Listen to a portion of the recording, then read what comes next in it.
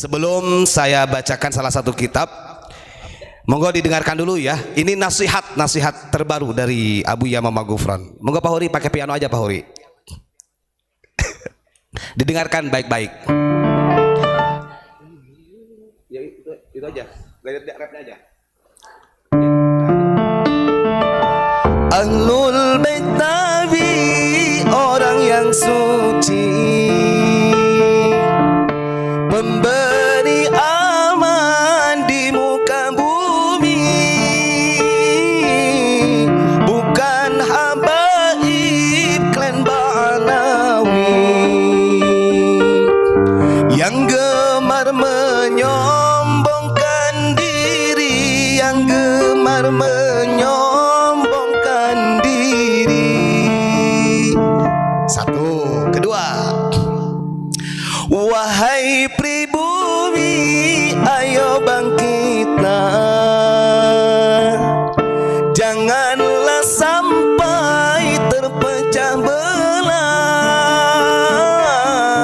jaga ulama sejarah bangsa yang sudah dirubah para pendusta, yang sudah dirubah para pendusta. Siapa pendustanya? Tulis di kolom komentar. Jangan kau ikuti kaum Ba'alawi karena mengaku cucunya Nabi. Suruh tes DNA gak berani, takut kebongkar gennya Yahudi, takut kebongkar gennya Yahudi. Terakhir, maju tak gentar untuk berjuang bersama Abu Yamamah Ghufran demi keutuhan NKRI. Salam jiwa Ibu Pertiwi, hengkanglah wahai kaum Ba'alawi. Tepuk tangan dulu. Wah. Kalau kupingnya sedikit panas, bisa ditutupin sama sama kapas. Begini, ada salah satu Habib, putra dari ketua RA, putranya dari Habib Taufik As-Segaf, namanya Habib Abdul Qadir bin Taufik As-Segaf.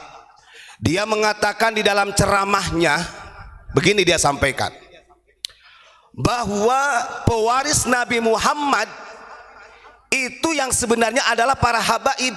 Nah, sampai segitunya dia ingin diakui sebagai cucu Nabi.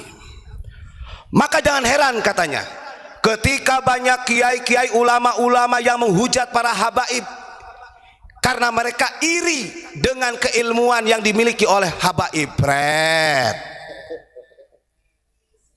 Kalau saya balikan, justru keilmuan daripada kaum Ba'alawi tidak ada apa-apanya dengan ilmu-ilmu ulama Nusantara. Ini kok doktrin.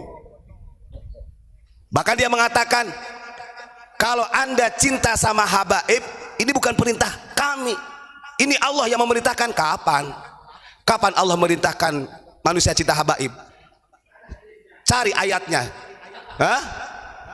Makanya saya, kenapa dalam syair ini Ahlul Bait Nabi, orang yang suci, pemberi keamanan di muka bumi ini, karena mereka orang terpilih, bukan habaib. Ini anak ketua Robito Alawiyah. Justru kalau kita lihat, kenapa dari klan Ba'alawi bocil-bocil yang masih bau cingur juga disuruh ceramah, dan gaya ceramahnya itu modelnya sama seperti bapak-bapaknya. Betul, menghinakan ulama kita. Berarti kalau kita lihat, mereka diajarkan ilmu oleh bapak-bapaknya, oleh guru-gurunya dari klan Ba'alawi, sebenarnya tujuannya satu, untuk menyaingi ulama Nusantara, untuk mentiadakan perjuangan ulama Nusantara agar supaya umat muslim di Indonesia condong kepada mereka Ba'alawi. Lawan jangan. Lawan. Nah ini, monggo buka kalau nggak percaya. Banyak tuh di videonya. Bagaimana pernyataan Habib Abdul Qadir putranya Taufik Assegaf itu. Bahkan ada yang mengatakan kalau tanpa habaib maka di muka bumi ini tidak ada orang yang beriman. Pret lagi. Gak usah bawa-bawa habaib lah. Kalau ayat itu referensinya untuk ahlul bait, kita benarkan. Tapi kalau habaib, sejak kapan di Indonesia habaib ini masuk ke Indonesia di abad 19? Nih saya bacakan ayatnya ya. Ini bukti kelicikan mereka. Sebenarnya ketika mereka teriak-teriak kita ini orang Nusantara iri dengan mereka, sebenarnya mereka yang iri dengan ulama-ulama kita. Maka sejarah Wali Songo ditiadakan. Bahkan mereka itu tidak segan-segan kalau ada orang yang memasang foto Wali Songo itu disebut, artinya diharamkan, gak boleh. Nah ini saya bacakan nih. Saya bacakan kitabnya. Bagaimana kedudukan orang yang mengatakan seperti itu, sementara dia ini dawir mengatasnamakan cucu Nabi Muhammad, tujuannya satu, untuk dihormati, dimuliakan. Walaupun mereka mengatakan kami tidak ingin dimuliakan, ini bukan perintah kami, tapi Allah yang memerintahkan. Jangan bawa-bawa Allah loh. Emangnya lo doang yang punya Allah? Ya, bahkan gini loh Pak. Nah yang menyampaikan kalau habaib mabuk jangan dimarahi. Dia itu yang ngomongnya, si Qadir itu, Qadir bin Segaf. Dir, aduh, gak usah dikasih uang, kasih beras aja katanya. Kalau lagi mabuk katanya. Karena walaupun mabuk jangan dilaporkan.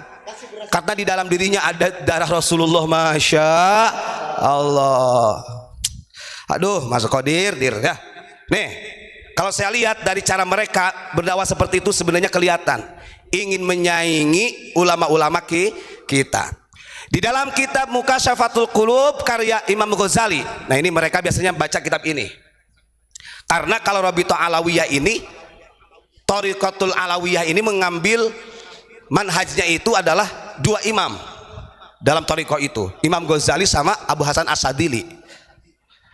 Wa qala sallallahu alaihi wasallam, dengerin ya, dengerin untuk muhibbin. Yakunu fi akhir zamani ubadun juhalun wa ulama'u fussaqun. Kata Nabi, yakunu fi'il mudhari bermakna istiqbal. Ya, gak akan ngerti dah dia mah. Akan datang di akhir zaman hamba-hamba yang bodoh dan ulama-ulama yang fasik. Kalau mau kita bongkar-bongkaran, yang munafik, yang fasik itu siapa? Ya, padahal ulama-ulama kita ini sangat menghargai mereka. Wa qala aidan la tata'allamul ilma litubahu bihil ulama'a walitumaru bihi sufaha'a walitasrifu bihi wujuhan nasi ilaikum.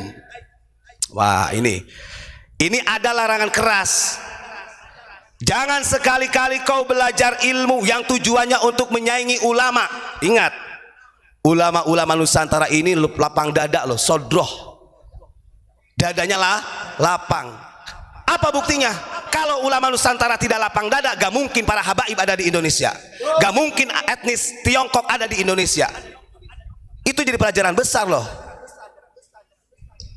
Kan gitu, dirawat bahkan.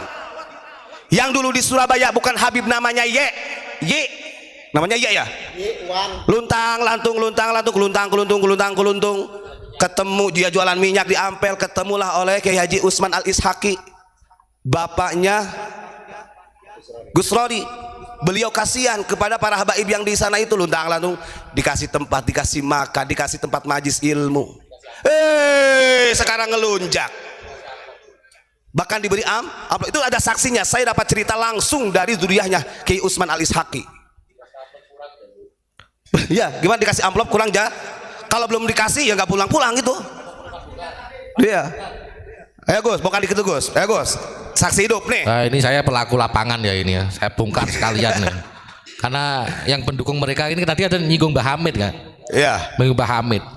Tahun kemarin saya dapat kiriman pesan suara, karena termasuk Hall Solo itu kan selalu mencatut nama Mbah Hamid Pasuruan. Jadi duriannya Mbah Hamid Pasuruan tidak terima di framing seakan-akan Mbah Hamid ini mengarahkan untuk datang Hall Solo. Itu yang pertama, ada pesan suaranya kemarin itu.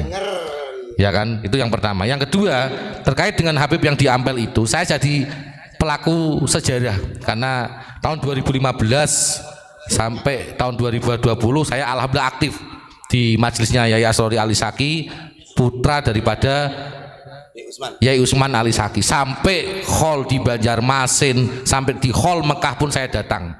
Jadi yang namanya Habib yang masur-masur katanya mereka, ya, insya Allah saya kenal semua. Kalau saya bukan masuk Makzul itu namanya. Kalau menurut mereka, saya mengatakan menurut mereka ya.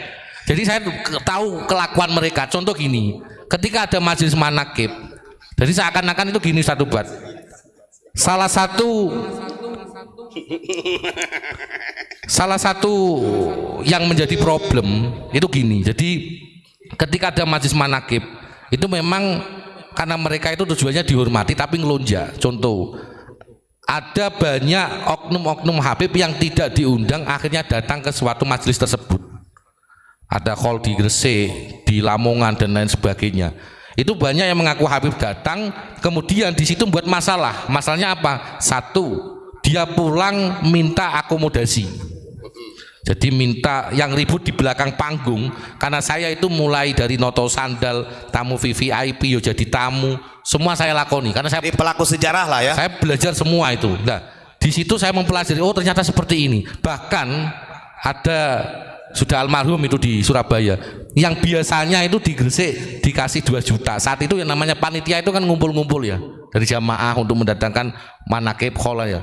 Dikasih amplop 1 juta itu dibuka di depan umum.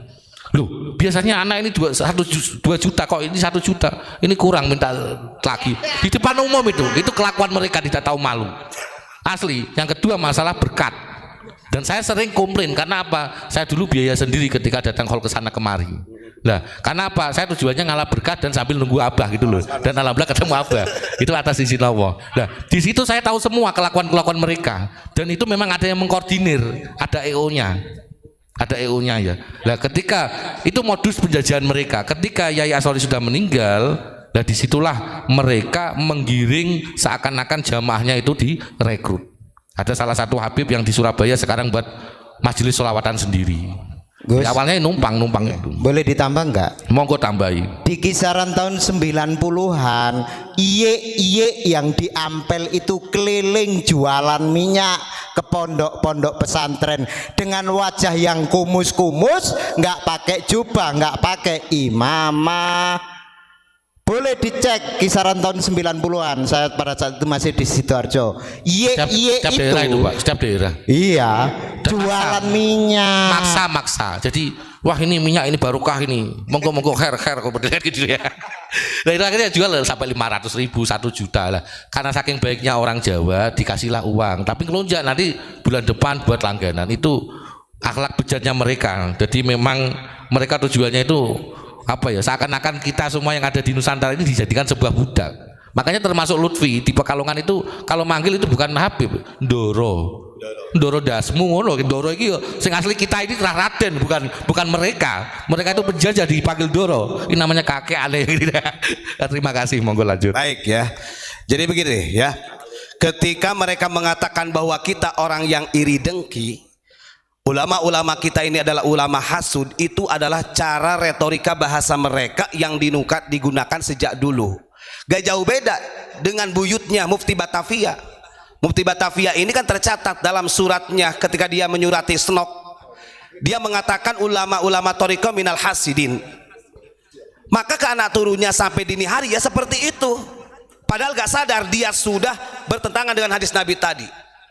Kalau cara mereka seperti itu, justru merekalah yang ingin menyaingi ulama Nusantara dan mencoba untuk memalingkan umat-umat manusia ini supaya tunduk kepada mereka. Dalam lanjutannya, faman fa'ala dzalika fahuwa finnar. Mau itu Habib yang katanya cucu Rasulullah, kalau perbuatanmu seperti itu, maka engkau akan berada di dalam api neraka kekal. Koniku ya. Berani gak muhibinnya? Anda mengoreksi ulama-ulama Nusantara, Tapi ketika habaib itu sangat-sangat keliru, bahkan mendustakan hadis-hadis Nabi, Anda diam saja. Sekarang ikut Ahlus Sunnah wal Jamaah yang bagaimana? Apa perlu saya bongkar afiliasinya mereka? Begitu ya. Oke, silakan viralkan kalau bila perlu, sampaikan kepada orang yang bersangkutan ya. Kita jangan pernah takut seperti yang disampaikan dalam lagu tadi, maju tak gentar untuk berjuang pokoknya ya, demi menjaga marwah sejarah-sejarah Nusantara. Nah, itu saja yang saya sampaikan Pak Imron. Terima kasih.